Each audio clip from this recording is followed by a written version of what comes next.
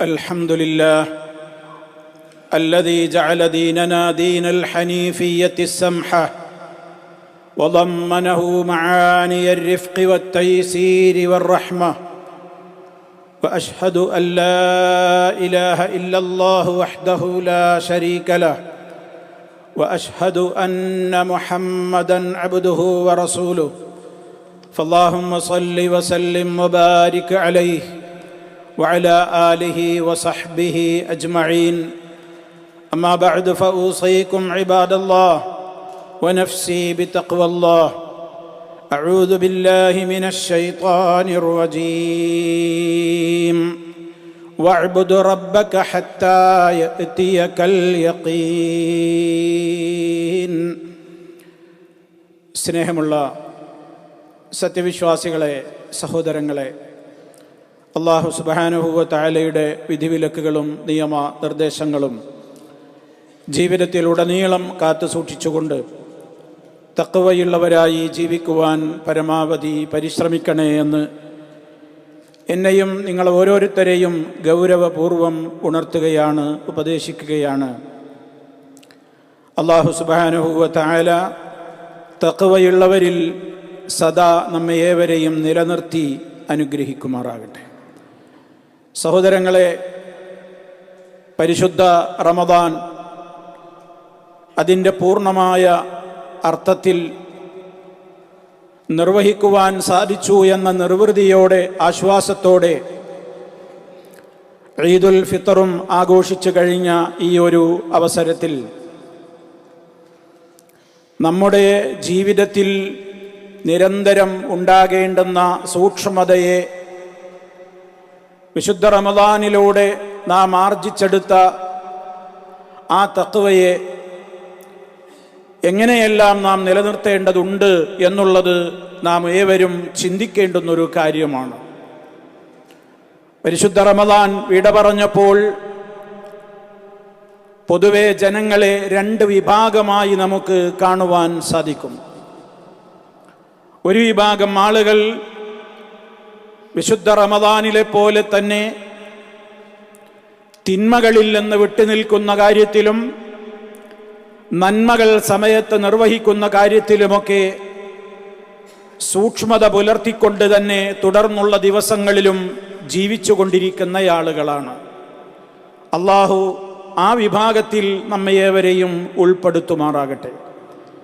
രണ്ടാമത്തൊരു വിഭാഗമുണ്ട്. അവർ വിശുദ്ധ റമദാൻ അവസാനിച്ചതോടുകൂടി ജീവിതത്തിൻ്റെ തന്നെ അവരുടെ പ്രവർത്തന മേഖലകളിലെ പല കാര്യങ്ങൾക്കും മാറ്റം വരുത്തിക്കഴിഞ്ഞു. വിശുദ്ധ റമദാനിൽ നിലനിന്നിരുന്ന ആ ഒരു സൂക്ഷ്മതയും തിന്മകളോട് അരുത് എന്ന ചിന്താഗതിയും പതുക്കെ മാറിത്തുടങ്ങി. പള്ളികളിലേക്കുള്ള ജമാഅത്തിന് കൃത്യസമയത്ത് എത്തണമെന്ന നിഷ്കർഷ അവരിൽ നിന്ന് പോയിക്കൊണ്ടിരിക്കുന്നു. ഫർള് നമസ്കാരങ്ങളുടെ മുമ്പും ശേഷവുമൊക്കെയുള്ള സുന്നത്ത് നമസ്കാരങ്ങളുടെ കാര്യത്തിൽ അലസത വന്നു തുടങ്ങുന്നു. രാത്രികളിൽ അലാറം വെച്ച് സൂര്യോദയത്തിൻ്റെയും പ്രഭാതോദയത്തിൻ്റെയും അഥവാ സുബഹിയുടെയും മുമ്പ് എഴുന്നേറ്റ് ശീലിച്ചിരുന്നവർ അത് അവസാനിപ്പിക്കാൻ തുടങ്ങിയിരിക്കുന്നു. അതുപോലെ തന്നെ വിശുദ്ധ റമദാനാണ്, കാണരുത് പലതും, കേൾക്കരുത് പലതും, പറയരുത് പലതും എന്ന ചിന്തയോടെ ഹറാമുകളെ ജീവിതത്തിൽ നിന്ന് മാറ്റിവെച്ചവർ അതൊക്കെ നിസ്സാരമായി കണ്ടു തുടങ്ങുന്നു.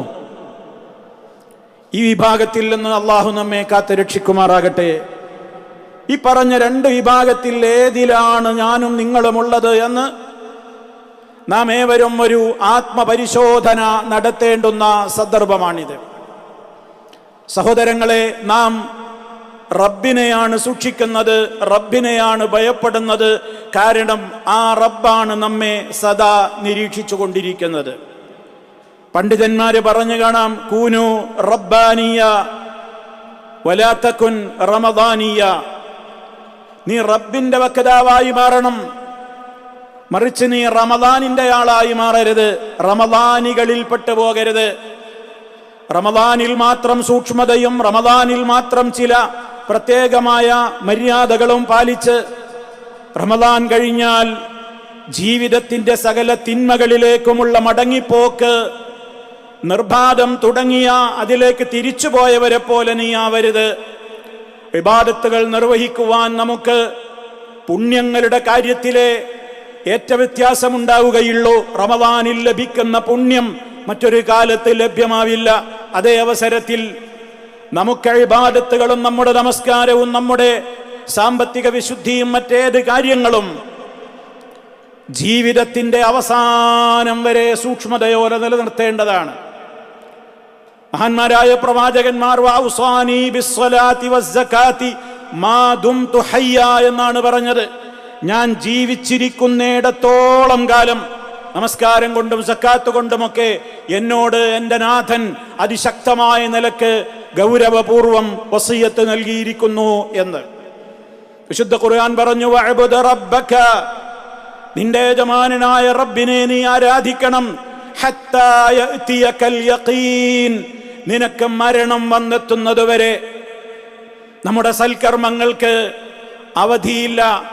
നമ്മുടെ സൽക്കർമ്മങ്ങൾക്ക് അവധി എപ്പോൾ മാത്രമേയുള്ളൂ? മരണം വരെ. വഅബ്ദു റബ്ബക ഹത്താ യഅതിയകൽ യഖീൻ, മരണം വരെയാണ് ഇബാദത്തുകൾ തുടരേണ്ടത്. അതുകൊണ്ട് തന്നെ സഹോദരങ്ങളെ, നമ്മുടെ കർമ്മങ്ങൾ സ്വീകരിക്കപ്പെടുവാൻ അതാവശ്യമാണ്. മഹാന്മാര് പറഞ്ഞു, ഒരു കർമ്മം ചെയ്യുന്നതിനേക്കാൾ സൂക്ഷ്മത ആ കർമ്മത്തിന് സ്വീകാര്യതയുണ്ടായോ എന്ന കാര്യത്തിൽ നമുക്കുണ്ടാകണം എന്ന്.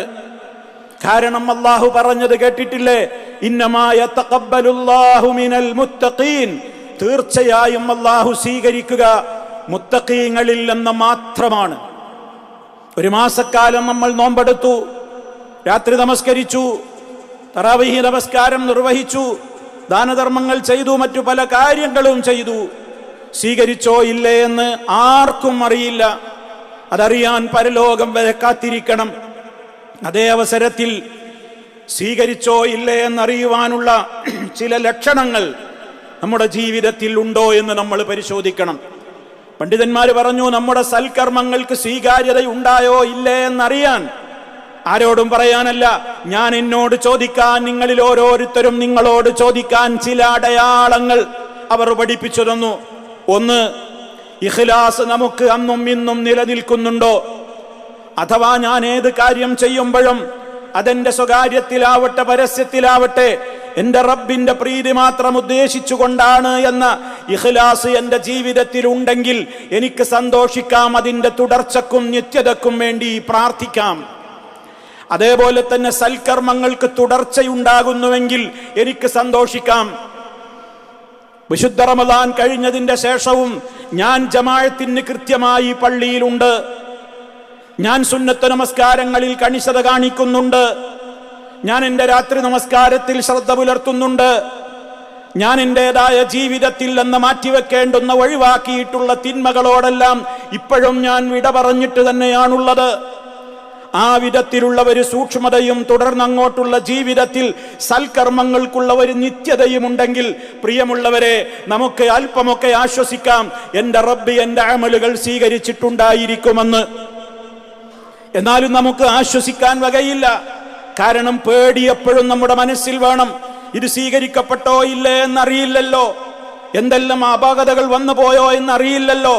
സൂക്ഷ്മ നിരീക്ഷണം നടത്തുന്ന റബ്ബിന്റെ അടുക്കൽ എന്റെ കർമ്മങ്ങൾ വിലയിരുത്തപ്പെടുന്ന ദിനത്തിൽ എന്തൊക്കെ അപാകതകളും പോരായ്മകളുമാണ് എന്റെ റബ്ബ് അതിന് എന്നോട് പറഞ്ഞ് അത് കൃത്യമായി ബോധ്യപ്പെടുത്തുക എന്ന ഒരു ഭീതി നമ്മുടെ മനസ്സിലുണ്ടാകുമ്പോൾ ആ ഭീതിയുടെ ബൈ പ്രൊഡക്റ്റ് ആയിട്ട് വരുന്നതാണ് നമ്മുടെ മനസ്സിൽ നിന്നുണ്ടാകുന്ന ഏറ്റവും വലിയ പ്രാർത്ഥന, റബ്ബനാ തഖബ്ബൽ മിന്നാ ഇന്നക അൻതസ് സമീഉൽ അലീം എന്നത്. റബ്ബേ, നീ ഞങ്ങളിൽ നിന്ന് സ്വീകരിക്കണേ, സ്വീകരിക്കണേ എന്ന പ്രാർത്ഥന നിരന്തരം ഉണ്ടാകണം. ഒരുപാട് ചെയ്തു എന്ന തോന്നൽ ഒരിക്കലും ഉണ്ടാകരുത്. ഒരുപാട് ചെയ്തു എന്നല്ല, ചെയ്തത് എൻ്റെ നാഥൻ സ്വീകരിച്ചോ ഇല്ലേ എന്ന ഭീതിയാണ് നമ്മുടെ മനസ്സിലുണ്ടാകേണ്ടത്. ജീവിതത്തിൽ ചെയ്തു പോയിട്ടുള്ള നന്മകളുടെ കാര്യത്തിൽ ഒരിക്കലും അഹങ്കരിക്കരുത്. അതിൻ്റെ പേരിലൊരു ഉൾനാട്യം, ഞാൻ ഓക്കെയാണ്, ഞാൻ തരക്കേടില്ല എന്ന ചിന്തയുണ്ടാകരുത്. കാരണം നമ്മുടെ ജീവിതത്തിൽ വന്നു പോയിട്ടുള്ള പാപങ്ങളുടെ അടിസ്ഥാനങ്ങൾ പരിശോധിച്ച് അതിനെ അപേക്ഷിച്ച് നോക്കുകയാണെങ്കിൽ റബ്ബിന്റെ മുമ്പിൽ നമ്മൾ ചെയ്തിട്ടുള്ള ഇബാദത്തുകളൊക്കെ ആ ചെയ്ത തിന്മകളുടെ എത്ര ശതമാനത്തിന് പരിഹാരമാകുമെന്ന് നമ്മളൊക്കെ ഗൗരവത്തോടെ ആലോചിക്കേണ്ടതാണ്. വിശ്വാസികൾക്ക് എപ്പോഴും അവരുടെ ജീവിതത്തിൽ വന്നു പോയിട്ടുള്ള തിന്മകളെ വലിയ ഭീതിയായിരിക്കുമെന്നാണ് ഇസ്ലാം പഠിപ്പിച്ചു തന്നത്. നമുക്ക് കാണാം, ഹദീസുകളിൽ കാണാം, ഒരു സത്യവിശ്വാസി യറാദൻ ബഹു, അവന്റെ പാപങ്ങളെ അവൻ കാണുന്നത് പ്രകാരമാണ്.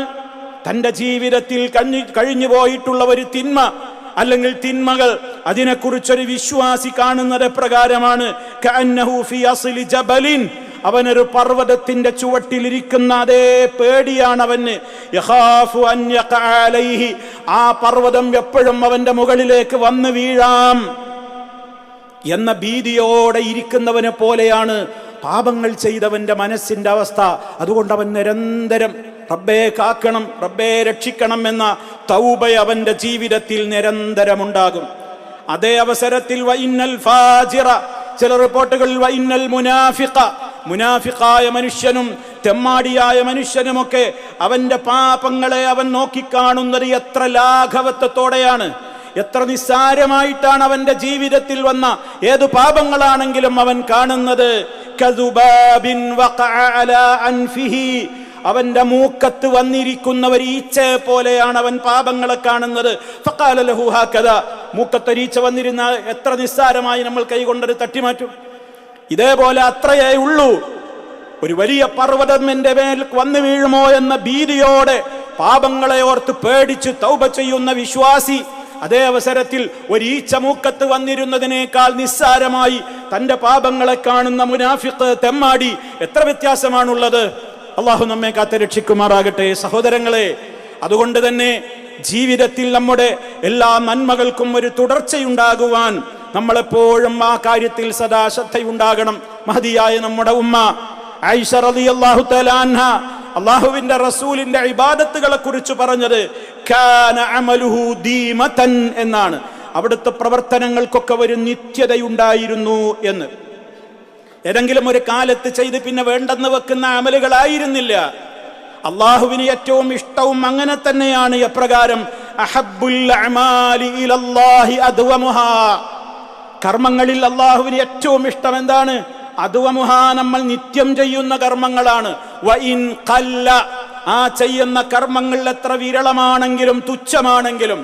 സഹോദരങ്ങളെ, 11 റക്അത്ത് രാത്രി നമസ്കാരം നിർവഹിച്ച നമ്മൾ ഇനിയുള്ള ദിവസങ്ങളിൽ സാധ്യമാകുന്നവർ അങ്ങനെ തന്നെ തുടർന്ന്, അതല്ലെങ്കിൽ എത്രയാണോ സാധിക്കുക, 9, 7, 5, 3 എത്രയാണ് സാധ്യമാവുക എങ്കിൽ ഇശാ നമസ്കാരത്തിന്റെ ഈ സുബഹിയുടെയും ഇടക്ക് എപ്പോൾ നിർവഹിക്കുവാൻ സാധിക്കുമോ അപ്പോൾ അത് നിർവഹിക്കുക.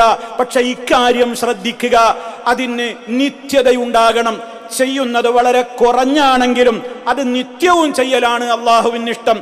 കുറഞ്ഞ ദിവസങ്ങൾ കുറെ അങ്ങോട്ട് ചെയ്ത് പിന്നെ അതിനെ പറ്റി അങ്ങ് മാറ്റിവെക്കുന്ന ഒരു സിസ്റ്റം, ഒരു രീതി, അത് വിശ്വാസികൾക്ക് ഭൂഷണമല്ല എന്ന് ഗൗരവത്തോടെ നമ്മൾ മനസ്സിലാക്കണം. വിശുദ്ധ ഖുർആൻ അടച്ചു വെച്ചവരായി നമ്മൾ മാറരുത്. ഇനി അടുത്ത ഒരു വർഷം എത്തിയിട്ടേ അതിനൊരു ഖത്തം തീരുകയുള്ളൂ എന്ന ആ ഒരു മനസ്ഥിതിക്കാരായി നമ്മൾ മാറരുത്. നിരന്തരം വിശുദ്ധ ഖുർആനുമായിട്ടുള്ള ബന്ധം, അത് പഠിക്കുവാനുള്ള അവസരങ്ങൾ, അതിൻ്റെ അർത്ഥാശയങ്ങൾ പഠിക്കുവാനുള്ള ഖുർആൻ പഠന ക്ലാസുകൾ, കോഴ്സുകൾ, അതിലൊക്കെ നമ്മുടെ സജീവമായ ശ്രദ്ധകൾ ഉണ്ടാകണം. അങ്ങനെ ജീവിതത്തിൻ്റെ എല്ലാ മേഖലകളിലും നമുക്ക് ഈ റമദാനിൽ നിന്ന് ലഭ്യമായിട്ടുള്ള ആ ഒരു തണുപ്പും കുളിരും ഭക്തിയുടേതായ അർത്ഥത്തിൽ അതിനിയും തുടർന്നുകൊണ്ട് നിലനിൽക്കണം. ദീനിൽ അല്ലാഹു നമുക്കൊരു പ്രയാസവും നിശ്ചയിച്ചിട്ടില്ല. വമാ ജഅല അലൈക്കും ഫിദ്ദീനി മിൻ ഹറജിൻ, അല്ലാഹു നിങ്ങൾക്ക് മതത്തിൽ ഒരു ബുദ്ധിമുട്ടും നിശ്ചയിച്ചിട്ടില്ല. യുരീദുല്ലാഹു ബിക്കുമുൽ യുസ്റ വലാ യുരീദു ബിക്കുമുൽ ഉസ്റ, അല്ലാഹു നിങ്ങൾക്ക് എളുപ്പത്തെ മാത്രമാണ് ഉദ്ദേശിക്കുന്നത്, ഞെരുക്കം തരണം എന്നവൻ ഒരിക്കലും വിചാരിക്കുന്നില്ല. അതുകൊണ്ട് തന്നെ ഏത് കർമ്മങ്ങൾ നമുക്ക് എത്രത്തോളമാണ് നമ്മുടെ സാധ്യതകളെങ്കിൽ ആ സാധ്യതകളോടെ ചെയ്യാൻ നമ്മൾ അതിനു വേണ്ടി പരിശ്രമിക്കണം.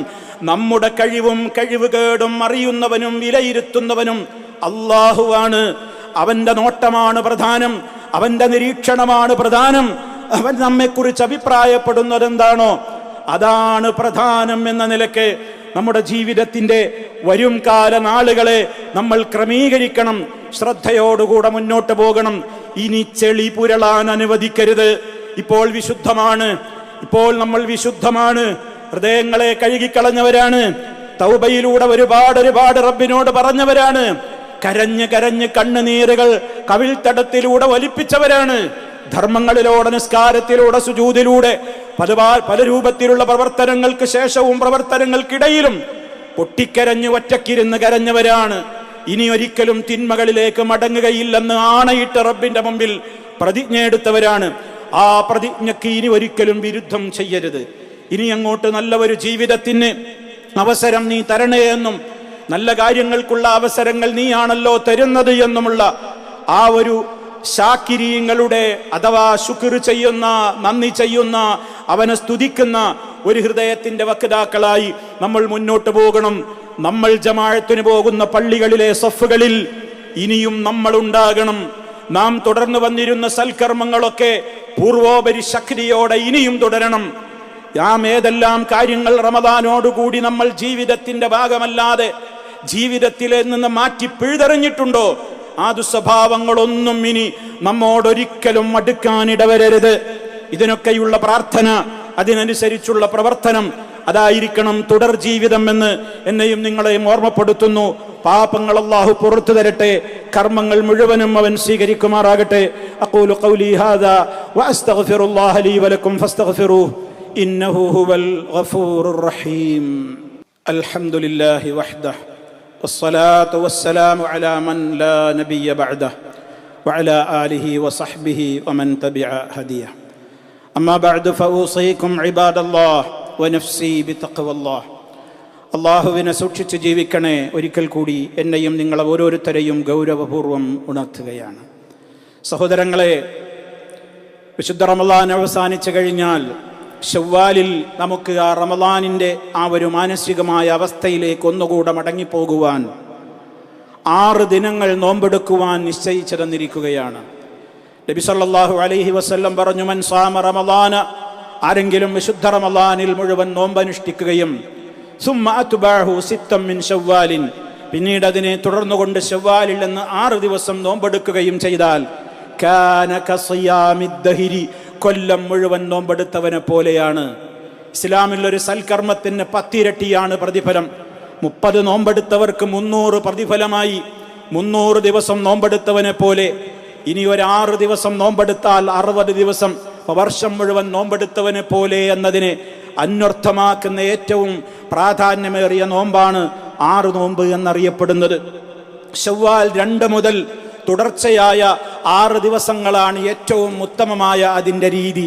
പലപ്പോഴും നമ്മുടേതായ പല കാരണങ്ങളാൽ നമ്മിൽ പലർക്കും അതിന് സാധിച്ചിട്ടുണ്ടാവില്ല, സാധിച്ചു കൊള്ളണമെന്നുമില്ല. എന്നാൽ ശവ്വാൽ മാസം തീരുന്നതിൻ്റെ ഇടക്ക് നമുക്കെപ്പോഴാണോ സൗകര്യം, തുടർച്ചയായി വേണോ, അങ്ങനെ സാധിക്കുമോ എങ്കിൽ അങ്ങനെ, അതല്ലെങ്കിൽ എപ്രകാരമാണോ നമ്മുടെ സാധ്യത, ഈ മാസം തീരുന്നതിൻ്റെ ഇടക്ക് ഒരു 6 നോമ്പ് നമ്മളെല്ലാവരും അനുഷ്ഠിച്ചാലും ഈ പ്രതിഫലത്തിന് നമ്മൾ അർഹരായി തീരുമെന്നാണ് ഇതിനെ വിശദീകരിച്ചിട്ടുള്ള പണ്ഡിതന്മാർ രേഖപ്പെടുത്തിയിട്ടുള്ളത്. അതുകൊണ്ട് തന്നെ കർമ്മങ്ങളുടെ തുടർച്ച എന്നുള്ള നിലക്ക് നമ്മുടെ ജീവിതത്തിൽ നമുക്ക് ലഭ്യമാകുന്ന ഈ മഹത്തായ, അസുലഭമായ, അമൂല്യമായ, അനർഘമായ ഈ അവസരത്തെ നമ്മൾ ഒരിക്കലും നഷ്ടപ്പെടുത്താതിരിക്കുകയാണ് വേണ്ടത്. റഹ്മാനായ റബ്ബ് സൽക്കർമ്മങ്ങളോട് വലിയ ആവേശവും തിന്മകളോട് വലിയ വെറുപ്പുമുള്ള ഒരു മാനസികാവസ്ഥ നമുക്കെല്ലാം പ്രദാനം ചെയ്യുമാറാകട്ടെ. നമ്മിലെ രോഗികൾക്ക് അല്ലാഹു ശിഫ നൽകുമാറാകട്ടെ. നമ്മിൽ നിന്ന് മരണപ്പെട്ടു പോയ മുഅ്മിനീങ്ങൾക്ക് അല്ലാഹു പാപമോചനം നൽകി അനുഗ്രഹിക്കുമാറാകട്ടെ. നമ്മയും അവരെയും അവൻ സ്വർഗത്തിൽ ഒരുമിച്ച് കൂട്ടുമാറാകട്ടെ. ജഹന്നമിൽ നിന്ന് കാത്തുരക്ഷിക്കുമാറാകട്ടെ. അല്ലാഹുമ്മ ഗ്ഫിർ ലിൽ മുഅ്മിനീന വൽ മുഅ്മിനാത്ത് വൽ മുസ്ലിമീന വൽ മുസ്ലിമാത്ത് അൽ അഹ്യാഇ മിൻഹും വൽ അംവാത്ത് ഇന്നക മുജീബു ദഅവാതി വഖാദിൽ ഹാജാത്ത്. اللهم اعز الاسلام والمسلمين واذل الشرك والمشركين. اللهم اجرنا واجر والدينا من النار. اللهم اجعل هذا البلد امنا مطمئنا وسائر بلاد العالمين. اللهم وفق ولاة امورنا لما تحبه وترضى. اللهم سدد خطى حاكمنا يا ذا الجلال والإكرام. ربنا اغفر لنا ذنوبنا وكفر عنا سيئاتنا وتوفنا مع الأبرار والحمد لله.